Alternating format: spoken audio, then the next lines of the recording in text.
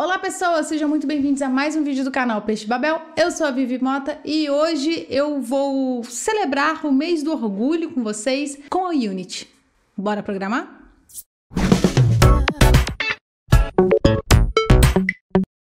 Então, eu estava lá, naquele mundo longínquo da internet e resolvi ler sobre o jogo da memória. Estava caçando uns posts de museu de pedagogia e educação e tal, e eu achei uma história bem interessante que o jogo da memória, na verdade, ele foi inventado, pelo menos é o que a gente tem notícia até hoje, no século XV na China, e ele já tinha essa carinha mesmo de você tem as cartas, elas são ilustradas e elas são sempre duplicadas, então a gente sempre tem os pares. No final das contas, o jogo da memória é essa ideia de você achar os pares. Então, nessa minha busca, que me levou até o século XV, eu fiquei pensando que acho que praticamente todo mundo já teve contato com algum jogo da memória na vida, seja de cartinha, de bloquinho, alguma coisa no celular da vida, sabe? Eu acho que a gente já mexeu em alguma coisa nisso. Nesse meu conhecimento empírico, de alguns anos de vida, eu fui conversar com a Aninha Arantes, Aninha Arantes, que inclusive participa bastante de Nerdcast, participa também agora da nova leva do Nerdologia, e ela é especialista em desenvolvimento cognitivo. Então eu fui perguntar para ela, Aninha, como é que é essa história aí de jogo da memória na vida das pessoas? E ela estava contando para mim que o jogo da memória é muito utilizado nessa ideia de desenvolvimento cognitivo para criança, para idosos, para pessoas neurodiversas. Por que isso? Ela estava comentando comigo que essa habilidade que a gente tem de relacionar esses pares, baseado na sua identidade, figura com figura, texto com texto, esse estímulo por identidade é a base de um monte de processo cognitivo muito mais complexo. Por isso que é muito interessante você estimular a criança, estimular uma pessoa idosa, estimular uma pessoa neurodiversa a fazer esses joguinhos da memória para melhorar todo esse processo de desenvolvimento cognitivo. Então, eu achei isso muito bacana. Tá, mas o que isso tem a ver com tecnologia, Esse processo todo de desenvolvimento cognitivo e tal. Então, além do jogo da memória, tá presente na nossa vida desse viés cognitivo de desenvolvimento, ele também pode ser usado no nosso viés de desenvolvimento de tecnologia, porque ele é um ótimo jogo para a gente estudar, a parte de criação de jogos, porque ele é um jogo que as regras são bem claras, Você tem as cartas distribuídas e você tem que localizar os pares dessas cartas. Então eu resolvi ir lá na Twitch e montar um jogo da memória com a galera. Inclusive rendeu uma das melhores cenas que eu já presenciei, que é o sonho de toda pessoa desenvolvedora. Não, deu certinho. Gente, compilou de primeira. Eu nem acredito que compilou de primeira. Ai, meu Deus. Vocês nem viram. Eu compilei de primeira. Ei. Antes da gente continuar o vídeo, saca só essa ideia.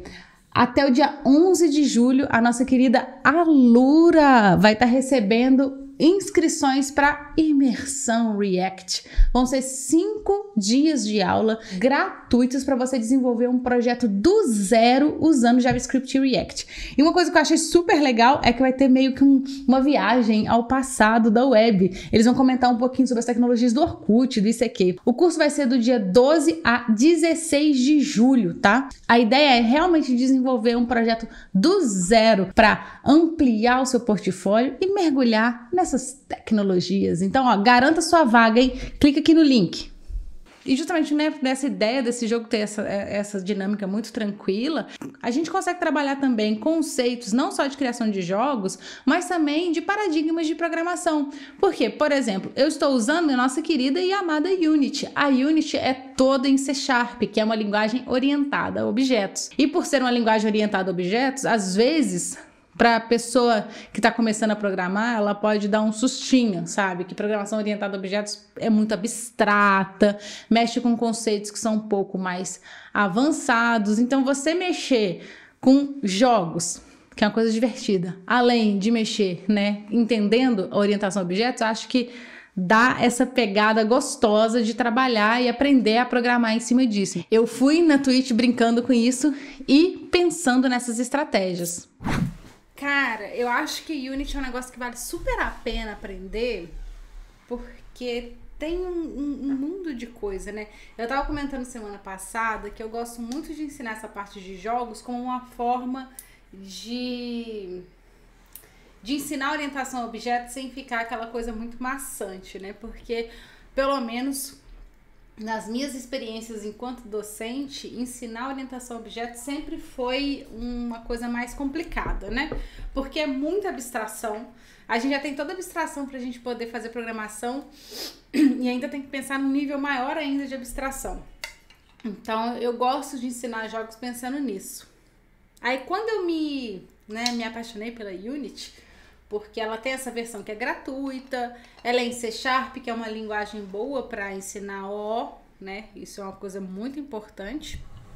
Essa é uma questão, né, gente? Essas linguagens que são interpretadas e geram esse código intermediário com esse monte de objeto, acaba que ela vai ser um pouco mais pesadinha, né? Não tem muito jeito. Eu lembro que tinha toda uma discussão se orientação a objetos e programação procedural, qual que era mais otimizada e tal, que orientação a objetos não é mais otimizada do que uma procedural, mas é uma questão assim de resolução de problema, né? Porque tem certas coisas que resolver com orientação a objetos é muito melhor, o seu código fica muito melhor, seu código fica mais com a manutenção mais fácil. Mas às vezes a gente usa também desorientação a objetos. Mas é interessante isso, eu acho. Eu comecei a trabalhar com orientação a objetos com Java mesmo. A minha primeira aula foi com Java, mas depois eu migrei para C++. Porque eu programava muito em C. Então é meio que conveniente você ir para C++, mas entre as linguagens orientadas a objetos, C++ é muito mais difícil do que qualquer outra linguagem. Do que o C#, qualquer outra linguagem não, porque linguagem funcional é muito difícil. Mas qualquer outra linguagem eu acho o C++ uma linguagem muito mais complicada, porque ela é muito mais complexa, ela tem muito mais coisa. E claro, né, além da gente trabalhar o aspecto, né, da programação em si, né, de como funciona uma linguagem orientada a objetos, a gente também consegue trabalhar os conceitos da própria Unity, né, de como ela é orientada a Game Objects, né, ela é orientada a objetos de jogo. Então, assim, a gente consegue trabalhar isso tudo dentro da Unity, o que para mim é uma maravilha, porque eu consigo trabalhar coisas que eu me divirto com coisas que são importantes, por exemplo, para a carreira de uma pessoa desenvolvedora. Beleza, aí eu falei então de desenvolvimento cognitivo, eu linkei com tecnologia. Tá faltando o quê? Tá faltando o mês do orgulho. Então, gente, a gente está em junho comemorando o mês do orgulho LGBTQIA+. E para comemorar esse mês do orgulho, o que eu fiz? Eu fiz com que esse jogo da memória seja um jogo LGBT. Então, já que esse jogo é tão versátil, ele vai ajudar no desenvolvimento cognitivo das pessoas e também na instrução das mesmas, porque a minha ideia aqui, então, pegando um gancho das maravilhosas do Mamutes na Ciência, por favor, conheça essas mulheres maravilhosas. Elas fizeram uma série de posts sobre personalidades LGBTQIA+, dentro da área de STEM, bio. Então, assim, eu bebi dessa fonte e fiz um jogo da memória baseado nisso.